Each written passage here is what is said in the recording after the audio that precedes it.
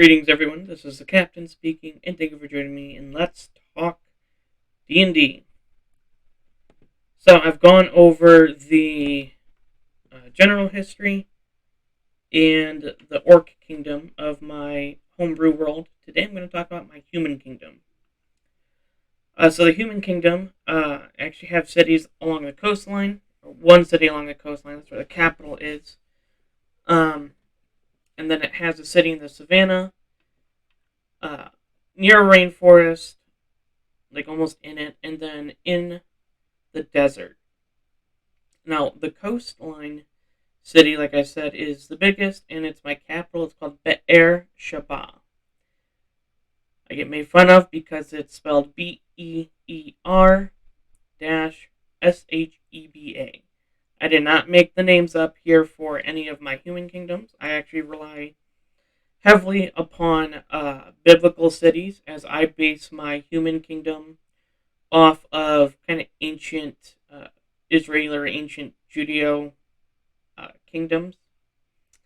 It kind of comes from my background. I actually went to seminary and have a master's so I can become a pastor. And so I take a lot of that from my background and put it in my human kingdom, as I find that whole background fascinating. So the capital is Be'er Sheba. The city located in the savannah is called Zion or Zion. The city that's closest to the kingdom of the Orcs, that's found in like the rainforest, that's called Judah, or Judah is kind of the more anglicized name for it. And then the city in the desert is called Mitzrayim, Mitzrim. Now, Mitzrayim is actually the Hebrew word for Egypt, found in the Old Testament. So the king of the humans always comes from the line of Avram, and so their last name is going to be Ben Avram, Ben-Avram. And Ben Avram just simply means son of Avram. And Avram is the biblical name for Abram, which would become Abraham or Avraham. But Abram or Ben Avram is the family line. Now, when it comes to the kings, there is some controversy.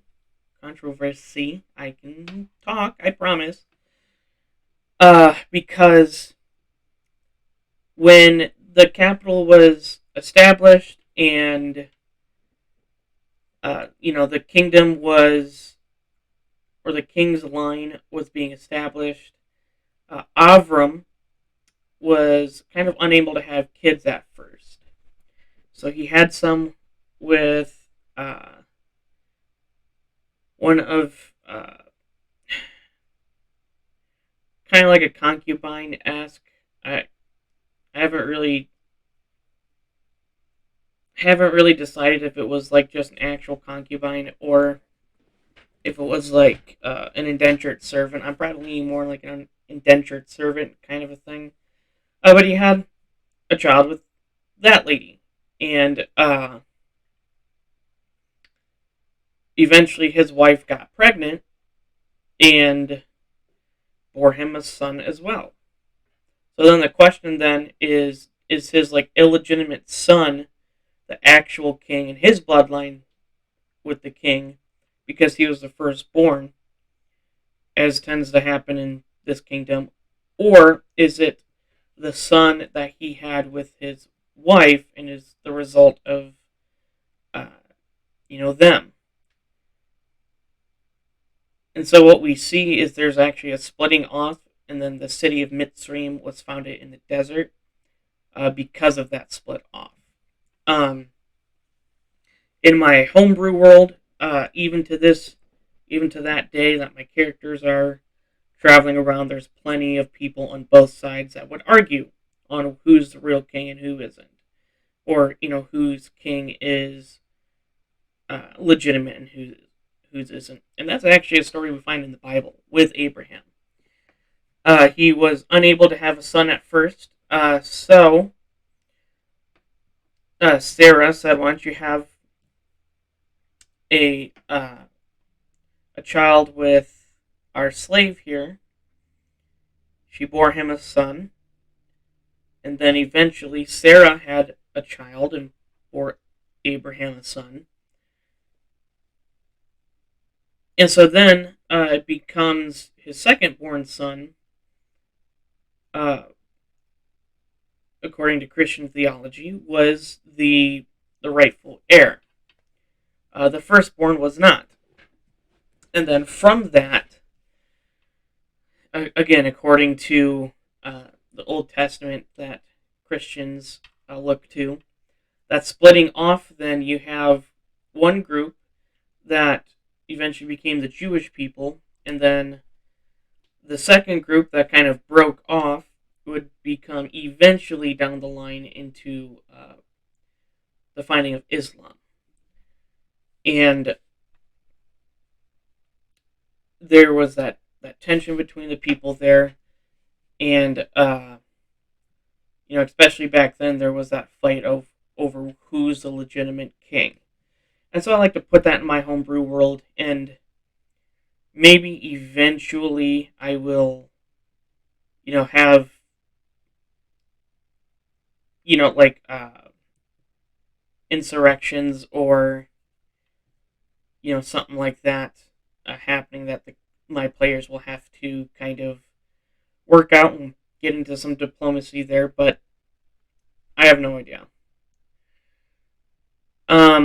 What I want to touch on then really quick that I kind of left in my Orc Kingdom video is what happens to half-orcs.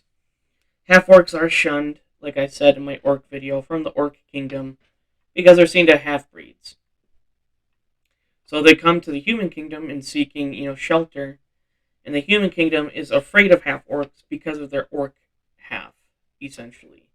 They still kind of find them barbaric, and that possibility of them always wanting to fight, just like their half of their bloodline. So what they end up doing, the Human Kingdom has, most of the cities have two walls to their cities. There's an inner wall and an outer wall. The outer wall separates the wilderness, the outside, from that section in the middle. The section in the middle then is where the half-orcs live, so they technically live just outside the city, but in between the two walls. The outer wall is usually very not well looked after, and is kind of decrepit. It might have like huge cracks here or there, and it's not actually really tall. It's like, I'm going to say maybe like 6 feet tall. It's like a large creature or like a huge creature would be able to, not have a problem getting over it. And the humans mainly have that so they can say they're doing their part in taking care of the half-orcs. But in all actuality, the half-orc can't come into the city because the humans are afraid they'll cause problems. And the half-orcs are just kind of, they can go in and out from their part to like the wilderness, but when it comes to going to the city, they're not allowed. So then you have the inner wall that separates the half-orcs from the actual city of the Human Kingdoms, and that wall is 15, 20 feet tall, is always heavily guarded. And then like on the top of the wall you have like barbed wire or like the equivalent like spikes running around so no one can get over it. And that's to keep the half-orcs out. And I like to have moral quandaries like that in my game. Like since I love to talk about morality and try and getting down to the bottom of it, I like to try and introduce that with the half-orc issue in my homebrew world. And it's such an interesting dynamic because for anyone that wants to have a character that grows up in the human kingdom, they'll have to just be like, well, that's kind of what happens. They can feel however they want about it, but that's just what happens. Um, and then if everyone born outside the human kingdom, they have to decide whether they personally would think, yeah, that's okay or not okay, and if they would do something about it. Um, I haven't had anyone play a half orc yet, and if they do, or if I ever did have one, I would ask, do you want to be from there, or do you want to be someone that, actually traveled much farther and is not in the human kingdom? I think it would be really interesting if someone wanted to be from the human kingdom and be from that like outer wall section and have the role play that. But that's actually really all I have there. Um, I can go into details about their exports, like fish, some of the game animals that they have, things like that. But that seems kind of boring to me. Unless you guys really wanted it, maybe I can make a follow-up video if you guys so want it. But yeah, that's my human kingdom. Um, kind of based off this really early Judeo uh, kingdom here, and then throwing in some bits of segregation, because that's always fun. So I thank you guys so much for watching this. Please check out the videos I've made about my homebrew world so far. Give this video a like if you appreciate it, and if you want to see more, just let me know. And if you haven't subscribed already, please hit that subscribe button, become part of the Captain's Crew, and be sure you hit that bell so you can get notifications for when I live stream or when I upload videos. So thank you everyone so much for joining me in this video, and hopefully I see you joining me in my next. See ya.